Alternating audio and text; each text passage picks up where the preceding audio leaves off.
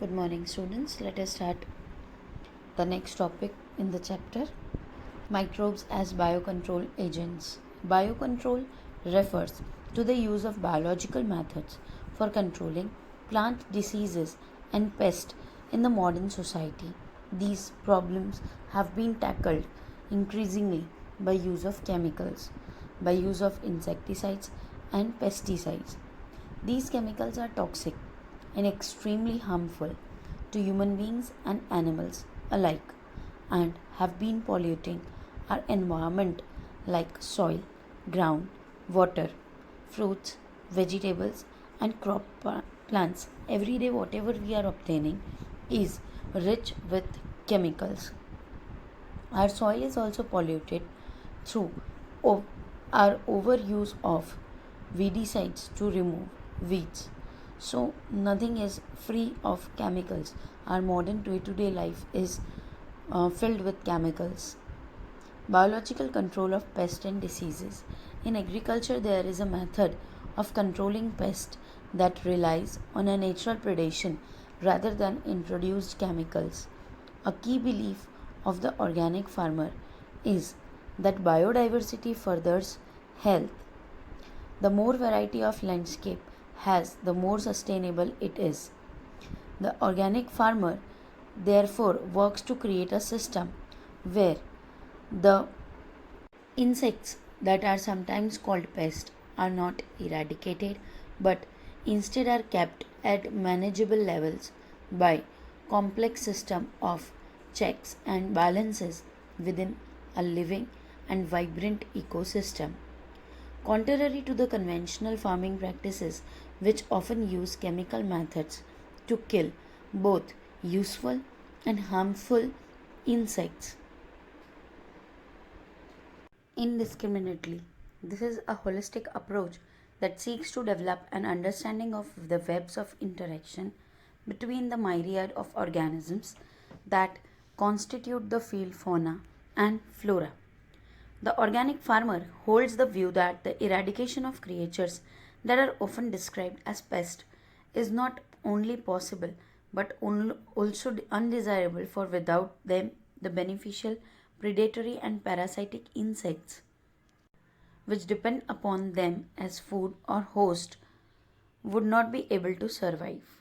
Thus, the use of biocontrol measure will greatly reduce our dependence on toxic chemicals and pesticides.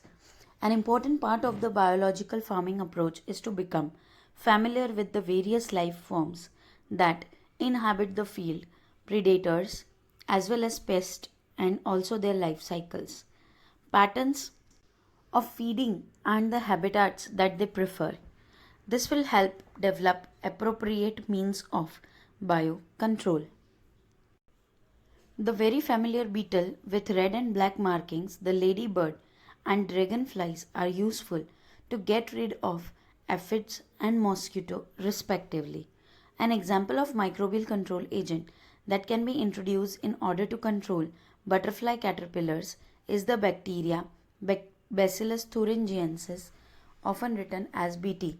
These are available in sachet as dried spores which are mixed with water and sprayed onto the vulnerable plants such as brassicas and fruit trees. Where these are eaten by insect larvae, in the gut of the larvae, the toxin is released and the larvae get killed. The bacterial disease will kill the caterpillars but leave other insects unharmed. Because of the development of methods of genetic engineering in the last decade or so, the scientists have introduced B. thuringiensis toxin gene into the plants, such as plants are resistant to attack by insect pest. Bt cotton is one such example. A biological control being developed for use in the treatment of the plant disease is the fungus Trichoderma. Trichoderma species are free-living fungi that are very common in the root ecosystem. They are effective biocontrol agents of several plant pathogens. Baculoviruses are pathogens that attack insects and other arthropods The majority of baculoviruses used as biological control agents are in the genus Nucleopolyhedrovirus. These viruses are excellent candidates for species-specific, narrow-spectrum insecticidal application. What is narrow spectrum? They are effective only for a particular category. They have been shown to have no negative impacts on plants, mammals, birds, fish, or even on non-target insects. This is especially desirable when beneficial insects are being conserved to aid in an overall integrated pest management program, or when an ecologically sensitive area is being treated. IPM is Integrated Pest Management Program. Now, microbes as biofertilizers. With our present day lifestyles, environmental pollution is the major cause of concern. The use of chemical fertilizer to meet the ever increasing demand of agricultural produce has contributed significantly to this pollution.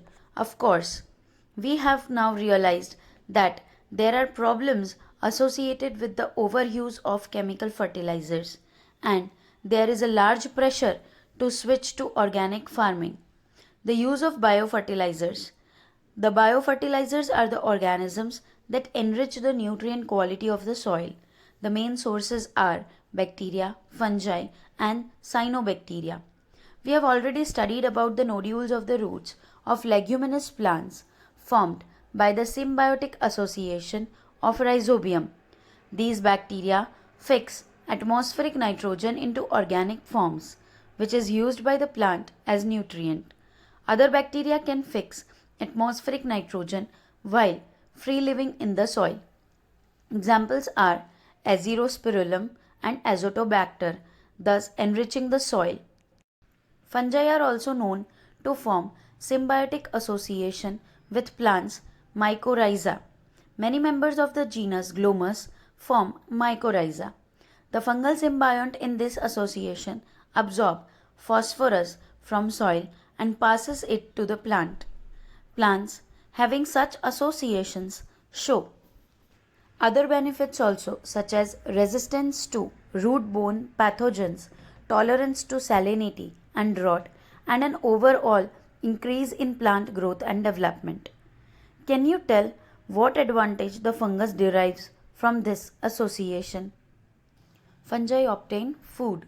Cyanobacteria are autotrophic microbes widely distributed in aquatic and terrestrial environments, many of which can fix atmospheric nitrogen. Example, Anabaena, Nostoc, Oscillatoria, etc. In paddy fields, cyanobacteria serve as an important biofertilizer. Blue-green algae, that is cyanobacteria, also add organic matter to the soil and increase its fertility. Currently, in our country, a number of biofertilizers are available commercially in the market, and farmers use these regularly in their fields to replenish soil nutrients, replenish, that is restore, and to reduce their dependence on the chemical fertilizers. This will help us a lot. So this was all about chapter 10.